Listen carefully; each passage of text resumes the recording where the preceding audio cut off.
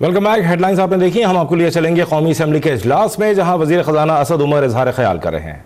खराबी, ये भी खराबी, ये भी खराबी, ये भी खराबी। ये जोशे खिताबत में ये भूल गए कि तहरीके इंसाफ की काबीना ने 20 अगस्त को ओथ लिया था।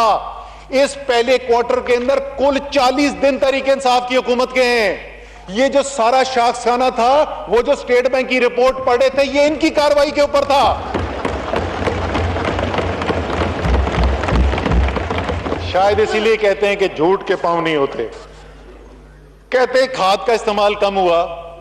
यार नारोवाल से हैं, बड़ी काश्तकारी होती है वहां पे, खासतौर पे चावल तो बड़ा उधर लगता है, बड़ा जबरदस्त बासमती पैदा होता है। वो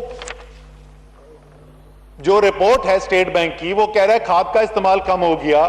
जनाब, खरीफ का सीजन स्पीकर साहब मार्च के महीने में, अप्रैल के महीने में शुरू होता है। वो अप्रैल के महीने में शुरू होता है और वो अगस्त के मिड तक उसका पीक होता है और उसके बाद बिल्कुल वो आखिर में खत्म हो जाता है। वो सारी जो कमी आई, वो तो तहरीक इंसाफ की हुकूमत ही उस वक्त नहीं आई थी, लेकिन जैसे मैंने कहा शायद पुरानी दोस्ती निभा रहे थे। फिर उसके बाद जनाब बिलावल जरदारी साहब, जरदारी कबीला बड़ा गयूर कबीला है जी सिंध के अंदर। पता नहीं क्यों उनको अपने जरदारी होने के ऊपर शर्मिंदगी है।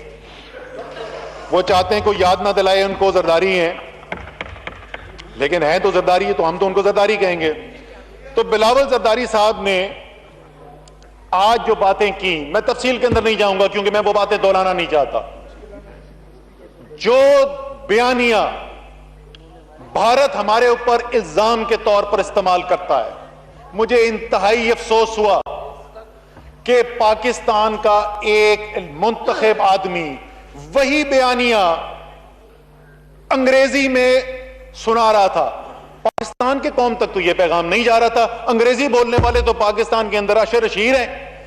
शायद वो आका जिनकी खिदमत करके ये लोग अपनी सियासत करते रहे हैं, शायद वो मुल्क अंग्रेजी बोलने वाले जहां इनकी चोरी की और डाके की दौलत छुपी हुई है, शायद ये पैगाम उनके लिए जा रहे थे। शायद ये उनको बताने की कोशिश कर रहे थे कि हम खिदमत के लिए अभी भी हाजिर हैं। आप हाजिर हो या ना हो, पाकिस्तान की हुकूमत आज एक गयूर क़यादत के हाथ में है, एक ऐसे इमरान खान के हाथ में है जो पाकिस्तान में दहशतगर्दी करने वाले भारत को, उसके लीडर को अपने घर पे शादियों पे नहीं बुलाता। भारत चोरी छुपे पाकिस्तान के ऊपर वार करने की कोशिश करता है। 24 घंटे के अंदर सूरज की रोशनी में दिन दहाड़े पाकिस्तान उनसे बदला लेता है, जहाज गिराता है और अभिनंदन को कैद करता है। ये है, वो पूछ रहे थे नया पाकिस्तान कौन सा है? ये नया पाकिस्तान। कोई हिम्मत करके देखे पाकिस्तान की तरफ मेली आंख से देखने की। वो वक्त कि जिन पाकिस्तान के हुक्मरान जिनकी दौलतें चोरी की छुपी हुई हैं, जो आंख उठाकर बात नहीं कर सकते दुनिया के सामने, उनके बाद गुजर चुके हैं। आखिरी बात मैं बिलावल जरदारी साहब की सिर्फ कर दूं, उसके बाद मैं बस समिंग अप 1-2 मिनट में लूंगा आपसे। उन्होंने कराची का बड़ा जिक्र किया, उस कराची का जिसके साथ इन्होंने वो किया है कि वो कराची का हिस्सा जो पीपल्स पार्टी का गढ़ होता था, उस गढ़ के अंदर शकूर शाद किधर है? शकूर शाद इधर, हाँ वो शकूर शाद, वो खड़ा हुआ है शहर का बच्चा। इसने स्पीकर साहब इलेक्शन से 4 महीने पहले हमें कहा था कि मैं बिलावल जरदारी को लियारी में हरा के दिखाऊंगा, और इस नर के बच्चे ने हरा कर दिखाया।